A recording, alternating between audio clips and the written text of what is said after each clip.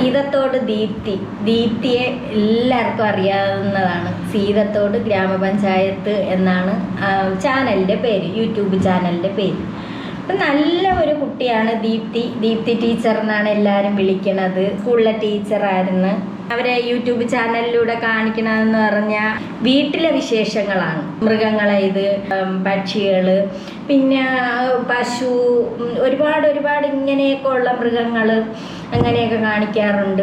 അമ്മ, അച്ഛൻ, സഹോദരൻ, ദീപ്തിയുടെ സഹോദരൻ്റെ വൈഫ്, അങ്ങനെയൊക്കെ കുറേ, സഹോദരൻ്റെ മോൻ, ഇങ്ങനെയൊക്കെയുള്ള കുറേ കാര്യങ്ങളാണ്, അവരെ വീട്ടിലെ വിശേഷങ്ങളാണ് ദീപ്തി ചാനലിൽ ഇങ്ങനെ കാണിച്ചുകൊണ്ടിരിക്കുന്നത്.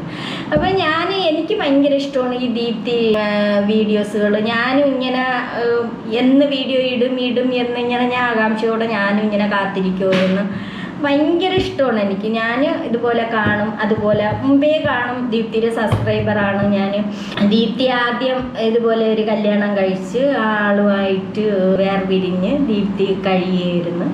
ദീപ്തി അതിൽ ചാനലുകളിലൊക്കെ പറയുന്നുണ്ട് ഭയങ്കര ആളിനെ കൊണ്ട് ഭയങ്കര ഉപദ്രവവും അങ്ങനെ ഇങ്ങനെയൊക്കെ ഉള്ള കാര്യങ്ങളായിരുന്നു. അതുകൊണ്ട് ദീപ്തിയുടെ വീട്ടിലാണ്. അപ്പം അങ്ങനെ ഇരിക്കുമ്പോഴാണ് ഒരു പയ്യൻ കുഞ്ഞാവേ എന്നും പറഞ്ഞുകൊണ്ട്, നല്ല ഇതാണ്. കുഞ്ഞാവേരെ വീഡിയോയൊക്കെ, ദീപ്തിയായിട്ടുള്ള വീഡിയോയൊക്കെ കാണും. നല്ല സ്വഭാവമുള്ള ഒരു പയ്യനാണ്. എന്നും അങ്ങനെ തന്നെ ഇരിക്കട്ടെ, എന്നും അങ്ങനെ തന്നെ ജീവിതം മുന്നോട്ട് കൊണ്ടുപോട്ടെ. വീട്ടുകാർ ഈ പയ്യനെ ആലോചിച്ച്, നല്ല സ്വഭാവമുള്ള ഒരു പയ്യനാണ് ഈ കുഞ്ഞാവേ എന്ന് പറയണത്. അപ്പം വയനാട്ടിലാണ് വീട്.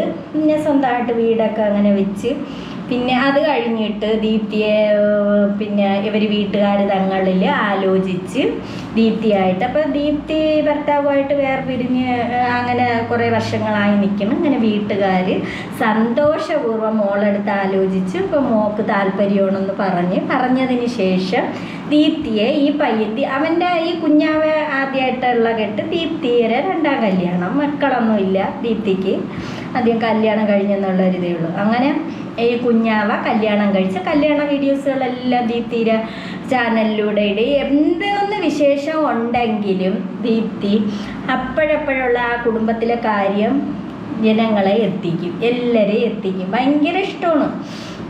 അല്ലാത്തൊരു കമൻറ്റ് പോലും ആരും ആവട്ടെ, ചിലതൊക്കെ തെന്നി തെറിച്ച് അതങ്ങനെ ഇരിക്കുന്ന കുറേ എണ്ണം കാണും കമൻ്റ് ഇടാനായിട്ട്.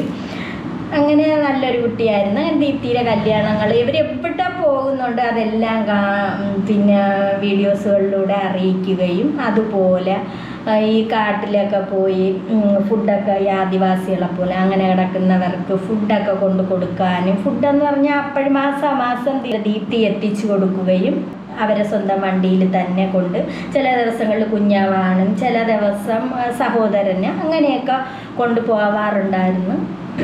അങ്ങനെയൊക്കെ കൊടുക്കുമായിരുന്നു. നല്ല മനസ്സിനുടമയായിരുന്നു ദീപ്തി പറയുന്നുണ്ട്, എനിക്ക് ആദ്യം കിട്ടാത്ത സന്തോഷം എനിക്ക് ഇപ്പോഴും ഈ കല്യാണത്തിലൂടെ കിട്ടിയെന്നും പൊന്നു പോലെയാണ് നോക്കണതെന്നും, അതുപോലെ കുഞ്ഞാവേരെ വീട്ടുകാർ, അവർ വയനാടാണ്, അവർ നല്ല ഒരു കൂട്ടുകുടുംബം പോലെയുള്ളൊരു ഫാമിലിയാണ്. നല്ല രസമാണ് അത് കാണാൻ.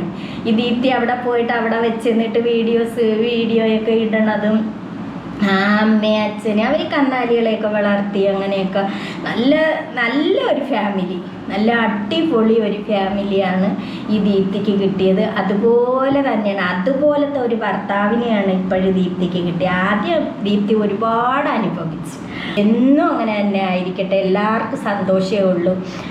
അതൊക്കെ കാണുമ്പോൾ തന്നെ നമുക്കൊരു സന്തോഷമാണ്. ഇങ്ങനെയൊക്കെ ആയിരിക്കണം ജീവിതം എന്ന് ഓർക്കാറുണ്ട്. ഇങ്ങനെ ആവണം ഭർത്താക്കന്മാരെ സ്നേഹിക്കാനെന്ന് ഓർമ്മിക്കാറുണ്ട്. നന്നായിരിക്കട്ടെ എന്ന്. അതെങ്കിലേ ആ അച്ഛനും അമ്മയ്ക്കും ഒരു സന്തോഷമാവുള്ളൂ. ദീപ്തിയുടെ സന്തോഷമാണ് ആ അച്ഛൻ്റെ അമ്മേര്. ആ ഒരു സഹോദരൻ എന്ന് പറഞ്ഞാൽ, ദീപ്തി എന്ന് പറഞ്ഞാൽ ഭയങ്കര സ്നേഹമാണ് ദീപ്തിയുടെ അടുത്ത്. ദീപ്തി ആ സഹോദരനൊക്കെ കൊണ്ട് നടക്കണ കണ്ട പൊന്നു പോലെയാണ് കൊണ്ട് നടക്കണം. അപ്പം ഇപ്പോഴും ദീപ്തിക്കില്ല, സ്വർഗം കിട്ടിയതുപോലെ, സത്യം പറഞ്ഞ സ്വർഗം കിട്ടിയതുപോലെയാണ് ദീപ്തിക്ക് ആയിരിക്കുന്നത്. പിന്നെ ഇപ്പം എന്നിട്ട് ആദ്യത്തെ എക്സ് ഹസ്ബൻഡിൻ്റെ കുറച്ച് കാര്യങ്ങൾ അറിയേണ്ട അയാൾ ഇടയ്ക്ക് അങ്ങോട്ട് വിളിച്ചെന്നോ, ഇപ്പം ഈ ഇടയ്ക്ക് വിളിച്ചെന്നോ, അതങ്ങ് ബ്ലോക്ക് ചെയ്ത് കളഞ്ഞാൽ പോരെ, അയാൾ അവിടെ കിടന്ന് വിളിക്കട്ടെന്ന് വിചാരിച്ചൂടെ കുട്ടി. പിന്നെ അങ്ങനെ വിളിച്ച് ഇനി മേലാലെൻ്റെയിലോട്ട് വിളിക്കരുതെന്ന് ആ കുട്ടി പറഞ്ഞതായിട്ടൊക്കെ പറയുന്നവരിപ്പോൾ കല്യാണം കഴിഞ്ഞ് ഈ കുട്ടി ഒരു കുടുംബമായിട്ട് സന്തോഷമായിട്ട് കഴിയുന്നതാണ്. അങ്ങനെ വിളിച്ച ആ സങ്കടങ്ങളൊക്കെ ഈ ദീപ്തി പറയുന്നുണ്ട്. എന്തായിരുന്നാലും ദീപ്തി ഇതുപോലെ തന്നെ ദീപ്തിയുടെ ജീവിതം മുന്നോട്ട് പോട്ടെ. അച്ഛനും അമ്മയും പിന്നെ സഹോദരനും നാത്തൂനും കിടു ഇത് അവരെ വീട്ടിലെ ആ കുടുംബ അംഗങ്ങളെ പേരെല്ലാം ഞങ്ങൾക്കറിയാം എന്ന് പറഞ്ഞാൽ നമ്മളിങ്ങനെ വീഡിയോസുകൾ കാണുന്നത് കൊണ്ട് എനിക്ക് ഭയങ്കര ഇഷ്ടമാണ്. എല്ലാവരുടെ പേര് എനിക്ക് അറിയാൻ കഴിയും. അതുപോലെ തന്നെ കുഞ്ഞാവേര ആൾക്കാർ, കുഞ്ഞാവേര അമ്മയും അച്ഛനും അവരിലുള്ള എല്ലാവരെയും ദീപ്തി വിളിക്കണ അത് ഇതെല്ലാവരെയും അറിയാം, നമുക്ക് എല്ലാവർക്കും അറിയാവുന്നുള്ളതാണ്. അങ്ങനെ സന്തോഷമായിട്ട് ജീവിതം മുന്നോട്ട് പോട്ടെ. ഇപ്പോൾ എത്രയും ദിവസം ഹോസ്പിറ്റലിലായിരുന്നു ദീപ്തി, സുഖമില്ലാതായി. അതിനിടയിലങ്ങാണ്ടേക്കാണ് ഇയാളെ കോളും കൂടെയൊക്കെ വന്ന് അവന്മാർ വിളിക്കണമെന്ന് കാര്യമാക്കണ്ട.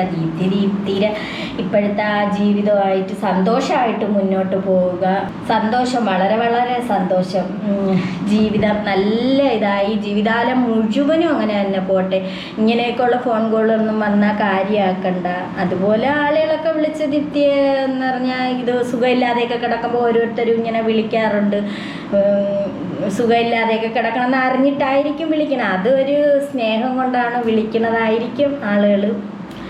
അപ്പം സന്തോഷമായിട്ട് മുന്നോട്ട് പോവുക. ജീവിതം നല്ലതായി വരട്ടെ എന്ന് പ്രാർത്ഥിക്കുന്നു.